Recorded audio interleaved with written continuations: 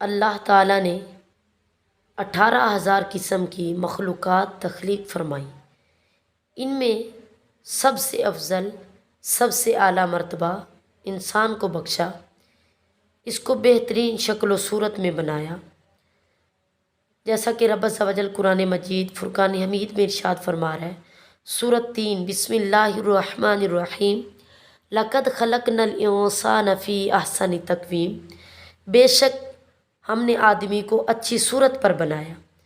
پھر اللہ تعالیٰ نے طرح طرح کی نعمتیں، پھول اور پھل، بہتی نہریں، پانی کے چشمے، چمکتے ستارے اور خوبصورت مہتاب، روشن آفتاب اور بے شمار نعمتوں سے نوازا، اور یہ تمام چیزوں کی تخلیق رب عز و جل نے انسان کی ضرورت اور راحت کے لیے تخلیق فرمائی۔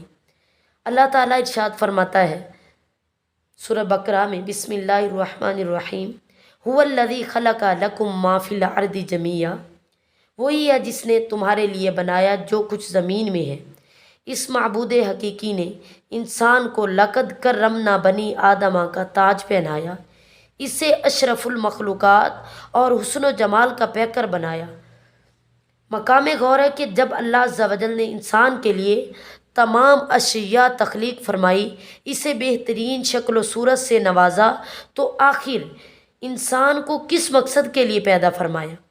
پھر یہ بھی رب عز و جل کا سچا کلام خود جواب دے رہا ہے۔